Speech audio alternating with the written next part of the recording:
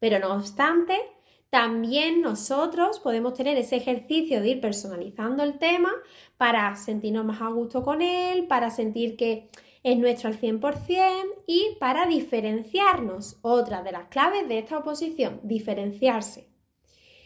Entonces yo pues cogía los temas y me creaba mis propias presentaciones. Había veces que se usaba frases de las que nos facilitaba Belén y en otros casos creaba o buscaba mis propias frases. Las introducciones también intentaba hacer las mías, así como las conclusiones. Yo, por ejemplo, en todos los temas del bloque de prevención de riesgos laborales, me hice una presentación, introducción y conclusión que me serviría para todos los temas. Así, solamente tenía que estudiarme una para todos esos temas. Con algunos temas de derecho hice también algo similar y con algunos temas de economía. Volviendo a cómo me organizaba yo para estudiar, yo dedicaba un día a estudiarme el tema, con todas estas partes que he dicho, e irlo memorizando. Al día siguiente debía ser capaz de decir ese tema. Si no, tenía que volver a leerlo, volver a estudiarlo, porque algo había fallado. Si sí era capaz de decirlo más o menos entero, entonces me ponía con los casos prácticos. ¿Por qué lo hacía en ese momento? Porque muchos casos prácticos están relacionados con el temario, otros no. Y esa es la gran sorpresa de nuestras oposiciones. Puede ser que los casos prácticos los tengamos en el tema o que no estén en el tema.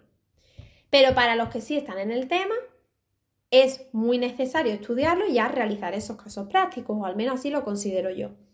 Por eso era ese momento en el que yo miraba los casos prácticos, para así además darme cuenta de si tengo más dudas en una parte del tema, tengo menos dudas, me lo sé mejor o peor. Al día siguiente, si ya había visto los casos prácticos porque ya me sabía ese tema, llegaba el momento de empezar con un nuevo tema y otra vez así. Al cuarto día tendría que repasarme siempre el tema nuevo junto con el tema anterior. Y así sucesivamente, hasta que ya llegaba un momento en el que llevas mucho contenido de temas, entonces lo que hacía era repasarlos cada 15 días o cada mes. Los viernes, como las clases con Belén las teníamos los sábados, yo además los destinaba a mirarme los temas de esa semana. Mirarme en este caso simplemente leyéndolos, por si tenía alguna duda, podérsela plantear a Belén, y ver los casos prácticos igualmente, por si tenía alguna duda, poderla plantear. Cuando ya el examen se acercó, es decir, pues de nuevo abril, mayo, yo ya lo que hacía era tener la lista de todos los temas que me sabía hasta ese momento, aunque seguí metiendo temas hasta el mes de mayo, y tenía las bolas del bingo, las típicas bolitas. Entonces, de hecho, es llamativo que el día del examen, como sacan el número de temas, es con las bolas del bingo. Entonces, en mi caso concreto, yo las tenía puestas en un estuche y las iba sacando al azar. ¿Para qué?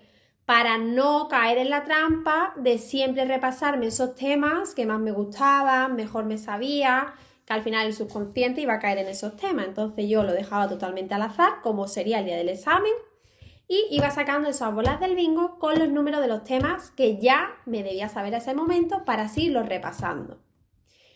La mañana la dedicaba a los temas, la tarde la dedicaba a los casos prácticos. Así, para el día del examen, yo llevaba unos 47 temas.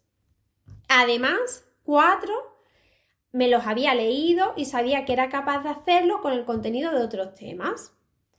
Por eso es muy importante siempre, un consejo que yo doy, intentar llevar el máximo número de temas posible y a ser posible no dejarse ningún bloque libre.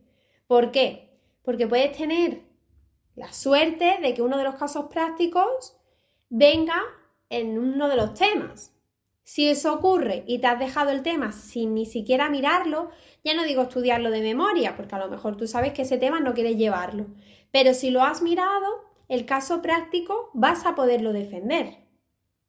Mientras que si no lo has mirado nada, es un caso práctico que has perdido por eso. Entonces, por eso hay que intentar llevar, creo yo, el máximo número de temas posible y no dejarse bloques sin mirar. En cuanto a mi descanso, yo destinaba el descanso en la semana el sábado por la tarde. Y a veces el domingo por la mañana. Digo a veces porque cuando se acercó ya el examen yo decidí que el domingo tampoco. Y lo que hacía es que el domingo por la tarde o el domingo día entero, esas veces que la mañana tampoco la destinaba al descanso porque consideraba que necesitaba seguir avanzando, lo que hacía era destinarlo a la programación didáctica y a las unidades didácticas. Porque para mí es la parte más divertida, por así decirlo. De hecho, durante la semana, si había algún día que en esas horas de estudio me dejaba de cundir, me bloqueaba, no podía seguir avanzando, lo que hacía no era seguir, porque al final eso hace que no seamos productivos y no sirva para nada. Lo que hacía era cambiar de mentalidad, cambiar de chip, y como a mí la programación didáctica y unidad didáctica me servía para despejarme en ese sentido, pero siguiendo con la oposición, yo decidía ponerme con la programación didáctica y unidad didáctica, y así fue como fui avanzando en ella.